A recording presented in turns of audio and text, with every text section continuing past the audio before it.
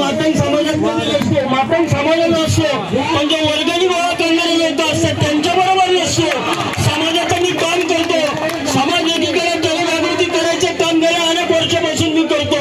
ज्या संघटनेतून परवा आपली एक बैठक झाली त्या बैठकीतून सांगितलं की ज्या संघटनेतून मी आलेलो, ज्या संघटनेच्या माझ्यावर संस्कार झालेले त्या भारतीय जनता पार्टीचे कार्यकर्ता आहे आणि समाजासाठी भारतीय जनता पार्टी आणि भारतीय जनता पार्टीचा परिवार वर्षानुवर्ष मातंग समाजाला न्याय देण्याचं काम करत आहे.